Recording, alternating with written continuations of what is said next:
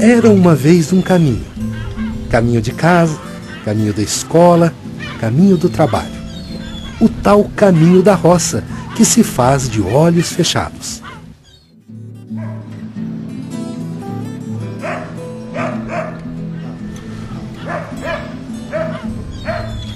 Mas um dia, todo o caminho pareceu diferente.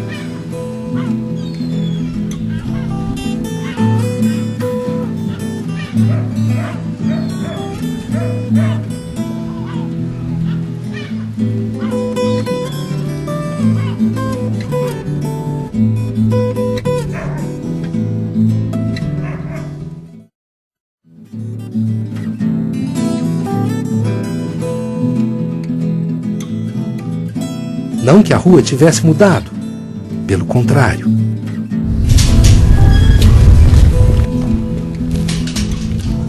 E aí, Tiago, tudo bom?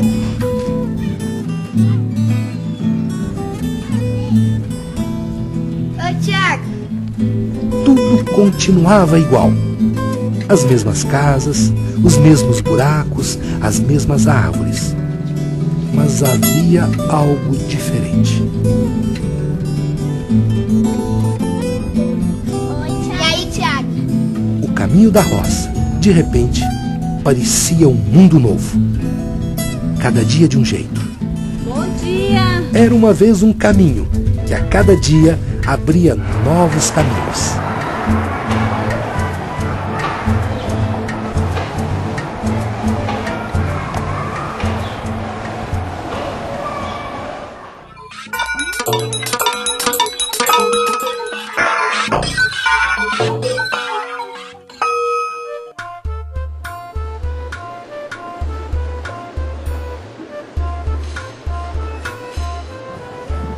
A leitura de livros, jornais, revistas, assim como a leitura do mundo, depende de treino, da constância e de um olhar atento.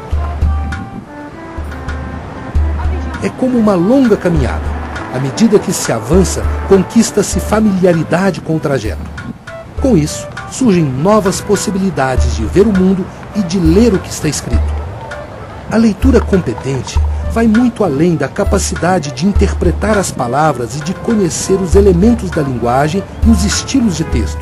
É preciso prática para desenvolver uma postura de leitor. E isso vale para qualquer texto, em qualquer situação.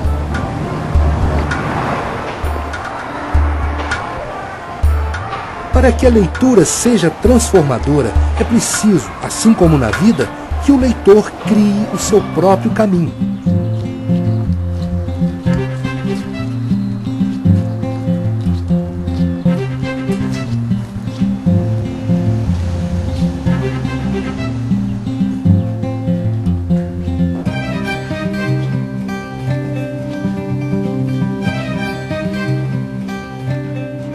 E achou belos também os telhados negros e os sinos das igrejas que começaram a tocar, chamando a cidade religiosa para a bênção. Novamente o navio apitou, rasgando o crepúsculo que envolvia a cidade da Bahia. João estendeu os braços no adeus. Era como se estivesse se despedindo de uma bem-amada, de uma mulher cara ao seu coração. Não, às vezes você circula um nome, às vezes você circula uma frase, às vezes você quer conectar, destacar ali aquilo que interessa, aí você passa aquele lápis amarelo, né? Coisas às vezes que você vai precisar na hora que você for fazer uma matéria a respeito ou escrever a respeito, né? Depende do tipo de leitura que eu estou fazendo. Se tem um objetivo de pesquisa para um futuro livro ou um texto que eu vou escrever, eu faço, marco a lápis, né, no livro. Acho que a gente tem que ter um respeito muito grande pelo livro e procuro fazer um roteirozinho à parte, mas isso quando se trata de trabalho. Eu tenho o costume de pegar livros para ler e vou fazendo um resumo dele. Eu vou anotando no papel, pôr o título, o autor a data do livro e o assunto. E cada texto eu vou marcando, vou fazendo uma síntese do livro. De maneira que quando eu quero pegar aquele livro para ler, eu tenho um resumo do livro na mão. Riscando muito o livro, eu jamais poderia dizer a uma criança não risque. Eu risco porque eu faço as anotações, eu marco o que me chama atenção, marco o que gosto muito, eu marco aquilo com que não concordo, marco algo para indicar que eu devo pesquisar mais a respeito ou que remete a um outro texto que eu gostaria de ver. Então, uma leitura interativa também em termos de marcas, né, no texto. E existem outros mecanismos que são metacognitivos, quer dizer, você controla a sua mente durante a leitura. Por exemplo, você vai lendo e você percebeu que não entendeu uma parte do texto. Então você mesmo percebe e volta para tirar dúvida no texto, né? Você adia determinadas dúvidas. Por exemplo, você está passando por uma parte de um texto que você ainda não compreendeu bem, mas você suspende a dúvida até a dúvida se dissolver no próprio texto, mais adiante. Existem outras estratégias que são de reorganização mental do texto. Quer dizer, você faz uma tradução do texto com palavras mais simples, com suas próprias palavras, com sua própria compreensão. Isso é a leitura de um texto informativo, tá? Mas o texto lúdico, o texto literário, ele pressupõe uma suspensão da dúvida. Você entra na história acreditando que aquela história é verdadeira, certo? E você deixa o texto te envolver. Por isso que não se indica que os professores façam provas sobre os livros, porque as crianças guardam do livro uma ideia geral, né? Uma ideia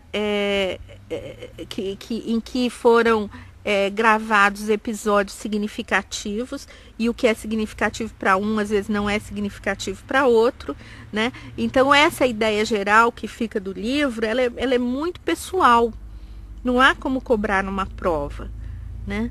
Então é preciso que haja realmente possibilidade de envolvimento, e esse envolvimento tem que ser com liberdade. A criança tem que pegar o livro de ficção e ler com bastante liberdade, né? No ritmo que ela encontra para ler o livro.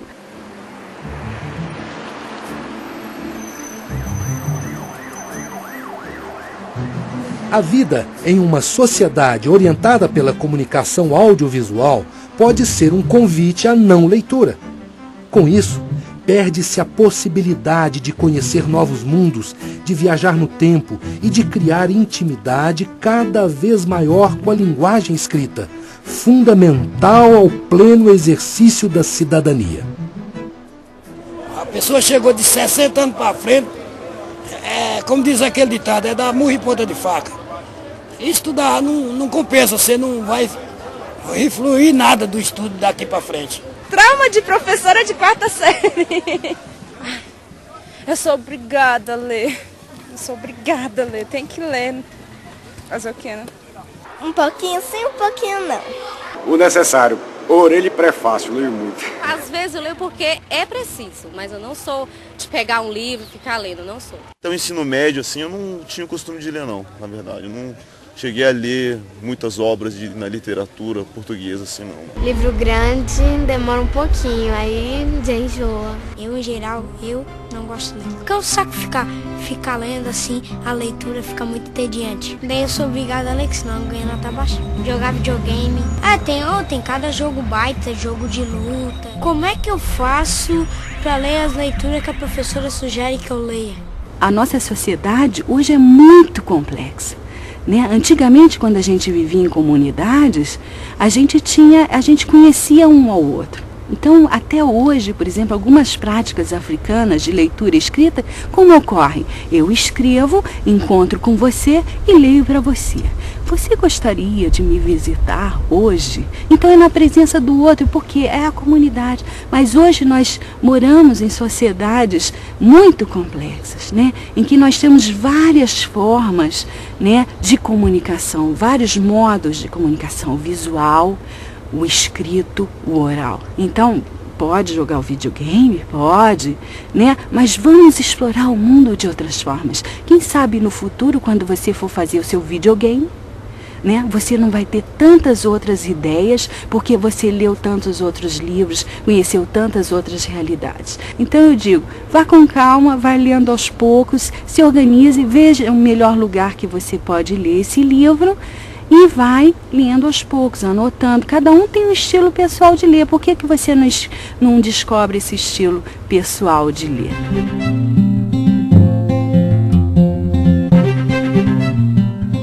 Mas é uma sala de aula. Eu nunca vi esse lugar aqui antes. Mas sempre esteve aqui. E é uma sala de aula mesmo, sabia? Um ótimo lugar para você despertar para a leitura. Tem mais. Hoje você é meu convidado. Nós vamos fazer uma aula de como fazer uma leitura assim mais prazerosa, mais produtiva mesmo. Me espera, que eu tenho uma surpresa para ti, tá? Algum palpite? Brincadeira? Ué, por que não? Pode ser assim. Se você ler de uma forma, é um jogo. Abre. O que são essas coisas? Algum pedaço de jornal? O que tem no jornal? Coisas escritas? Nós já estamos prontos para começar a percorrer o caminho para você se tornar um leitor maduro, interessado. Tá disposto? Tô. Você já deve ter percebido que tem diversos tipos de matérias e assuntos para a gente descobrir e percorrer. Já deu pra perceber. Bastante, né? Então vamos escolher um. Essas revistas aqui têm boas coisas. Segura um pouquinho. Já vamos deixar aqui o nosso dicionário. A gente lê por vários motivos. A gente pode estar interessado em algum assunto, né, querendo alguma informação mais e tal. Ou a gente pode também estar tendo que estudar mesmo alguma coisa que é importante para a escola. Mas são formas diferentes da gente estudar. Então a gente tem que ter primeiro, claro, o objetivo da leitura. Se você está estudando, está curioso, ou apenas lendo alguma coisa para passar o tempo. A partir daí, você descobre se tem que ler bem concentrado, palavra por palavra, ou pode ler assim por cima, só para entender realmente o que quer dizer a matéria. Vou ler para você, tá? Primeira vez eu leio. A humanidade conseguiu afetar os grandes rios do planeta de uma forma muito mais profunda do que a imaginada. O resultado são mudanças no fluxo de água e erosão do solo por vastas extensões. O que é fluxo? Fluxo. Ação de fluir. Escoamento. Outro recurso bacana, para você entender o que está escrito, é criar frases com um significado parecido ou igual ao que você leu. Aí você recria e entende o que está acontecendo. Isso se chama paráfrase. Bom, mas parece que um pouco desse texto você entendeu, né? Entendi. Mas está achando meio chato. Tá. Vamos procurar uma coisa diferente? Vamos. Quer ver a minha caixinha de surpresas, como vai ter alguma coisa que você vai gostar? Através de práticas como essas, o aluno ganha confiança na leitura e estimula o raciocínio e a habilidade de compreender o texto. Ele aprende a ler além das palavras. Uau! Altos desertos. Quê? Deserto? Bom, Ou que cidade? parece interessante. Vamos ver? Vamos.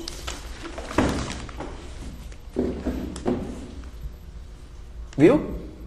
Você está lendo por curiosidade agora. Então você tem interesse no assunto. Vamos procurar. Outra, que ainda tem uma folhinha de jornal aqui. Não tem problema, a gente guarda aqui. Vamos lá, que lugar é? Cidade Urbana, vamos ver. Construção douradas e avermelhadas domina a paisagem da cidade de Oasis. Oásis. Oásis erguida sobre a areia. Oásis. O que é oásis? Nosso amigo dicionário. Oásis. Agora eu procuro no O, né? Se não me engano é isso. Posso ajudar? Pode. Vamos lá. Oá. Oá. Tá. Oá. Achei. Oásis. É isso mesmo. Região do deserto rica em água e coberta de vegetação. Então? Recanto, ameno e aprazível. Aprazível é que dá prazer. Ameno é, mas não tão quente. Agora a gente tem que aproveitar e tirar informações desse texto para você poder usar depois, talvez numa pesquisa, num trabalho de escola, ou para você mesmo lembrar desse assunto, né? Então vamos ver o que a gente tem de informações nesse pedaço de texto que você leu. Em primeiro lugar, a gente está falando sobre o quê? Sobre uma cidade no deserto. Perfeito. Vamos ver o que mais nós temos. Lê essa frase aqui e me diz o que significa. É fácil perder-se em seu labirinto de estreitas aléias. Quer dizer que é fácil se perder no labirinto de estreitas ruas. Isso, que mais? Mas o que torna Iaz realmente singular são seus templos de fogo, com chamas que queimam ininterruptamente há mais de 1500 anos, embora nem sempre no mesmo lugar. O que você conseguiu entender geral assim desse texto? O que torna essa cidade interessante são os templos de fogo que ela possui. Que eles queimam há mais de 1500 anos e em locais diferentes. Quanta informação num texto tão curtinho. Essa que é a parte boa da leitura. Gostou? Gostei. Interessante? Até que sim. Então, essa é a forma certa da gente aproveitar uma leitura. Quando a gente gosta do que está lendo, a gente se interessa e acaba aprendendo sobre isso e podendo passar para outras pessoas, ou até caprichando num trabalho de escola, que tal? Boa ideia. Boa ideia, né? Eu era uma criança muito tímida, né? Extremamente tímida, eu não falava, eu era daquelas crianças, alunas assim, que a professora quase não percebia em sala. Mas sempre gostei muito de estudar, de ler, só que eu tinha vergonha de aparecer, de falar e tal. E na segunda série, assim, a professora pediu para eu ler em voz alta e eu não li. Eu completamente parei, fiquei estacionada assim. E a minha única reação foi ficar olhando para ela e ela, lê, Fabiana, e eu não respondia, né? Fiquei parada e nisso eu chorei, só chorava. Então, assim, por timidez, como eu passei nesta dificuldade justamente na escola, eu evito expor meus alunos assim, né? Mas eu tenho em sala de aula caixas de leitura, de gibi, textos, né? A gente tem a caixa literária, onde eles trocam livros 2 vezes por semana. Quando eu peço para ler leitura, né, oral, em voz alta, eu peço espontaneamente, eu não exijo que aquele aluno tenha que ler, né? O aluno que quer ler. Né? Então eu trabalho muito assim. E textos, assim, eu levo, como eu tenho dificuldade, então eu sempre estou me policiando para estar levando isso de uma maneira mais prazerosa com os alunos, tal, porque eu sei da minha dificuldade. O mundo não deixa ninguém analfabeto. A gente precisa saber disso. Né? Às vezes a gente reclama que a criança não lê. Ela não lê um livro. Mas atrás de um filme tem um bom roteiro, atrás de uma peça de teatro tem um bom texto, atrás de uma novela existe um texto. Então a gente está lendo o tempo inteiro, a gente está lendo o mundo o tempo inteiro. O mundo não deixa ninguém analfabeto. O Paulo Freire falou muito isso, né, que a leitura do mundo antecede a leitura da palavra. Eu digo sempre, brinco sempre, que o primeiro objeto, inclusive, de leitura do aluno na escola é o olhar do professor. Né? Porque eu acho que tem professores que quando olham pode nos afastar. E tem professores que quando nos olham nos acolhe. O olhar tem essa possibilidade. Há pessoas que quando olham você se sente acariciado. E tem pessoas que quando olham para você se sente agredido. Às vezes a relação da sala de aula ela não se dá por causa de materiais didáticos, por causa disso. Ela se dá porque o professor não tem um olhar que permite a liberdade. Você se prepara para agora, a surpresa é menor do que antes. Se já achou interessante aquela leitura, vai ver o que nós temos de opção aqui agora. Que é um livro novo. O livro de história é esse aqui, ó. Livro de ouro da história do Brasil. Tá vendo? Ó. Livro de ouro da história do Brasil. Você não quer colocar esse dicionário mais para lá? Vamos procurar alguma coisa interessante. Olha só como ele é carregado de informação, ó. Vamos ler esse pedacinho de texto aqui para você compreender alguma coisa nova?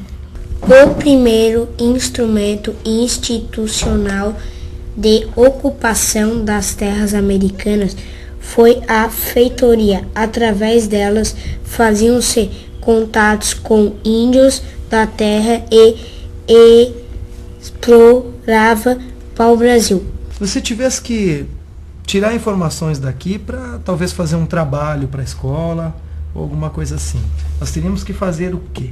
Acha difícil? Mais ou menos. Mais ou menos. Sabe por que não é difícil? É bem fácil, a gente só precisa usar a mesma técnica daquele texto que a gente usou antes, que era, em primeiro lugar, pegar uma ideia geral do que o texto quer dizer. Enfim, sobre o que estamos falando, em primeiro lugar? Sobre o que você acha que estamos falando aqui? Sobre o descobrimento do Brasil? Também. E o primeiro instrumento institucional de ocupação das terras americanas foi a feitoria. A ilustração e a legenda serve para quê?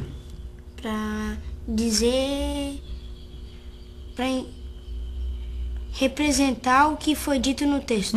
Então facilita o nosso entendimento. Palavras-chave, coisas importantes que a gente precisa pegar. Aqui nesse caso, uma palavra-chave seria? Feitoria. Feitoria. Que tal se a gente anotasse os trechos mais importantes?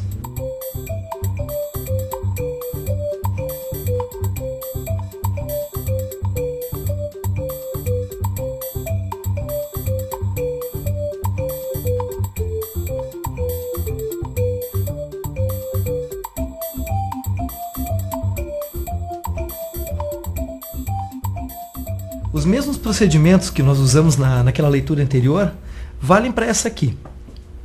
As perguntas, a compreensão das palavras e a releitura do texto. Em primeiro lugar, a gente tentou pegar uma ideia geral do que o autor queria dizer com o texto. Certo? Depois a gente pegava palavras-chave para melhorar a compreensão. Depois buscava palavras que você não conhecia, para a gente buscar no nosso amigo dicionário. Certo? Então, tinha que reler a frase para conseguir compreender o sentido dela e, enfim, entender o texto todo. Perfeito? Aí, outra coisa que a gente pode fazer, que não deve esquecer nunca, é copiar pequenos trechos do texto para a gente memorizar e entender o que está escrito. Mas ainda tem mais umas ferramentas que ajudam na compreensão, que a gente aprendeu aqui, que são o título, a figura, que é a ilustração, e a legenda. E a legenda, perfeito. A partir de agora, você já começou a ser um leitor mais tranquilo, que aproveita mais o texto. Gostou? Adorei. Mesmo? Bom, muito bem, então acho que por hoje já basta, né? Já aprendemos bastante coisa por um dia só. Podemos descansar. A gente merece, né? Claro. Vamos lá, então vamos guardar essas coisas. Dicionário a gente deixa junto. Esse texto é seu. Leva para casa para lembrar do nosso trabalho. Vamos lá. Bom, né? Bom.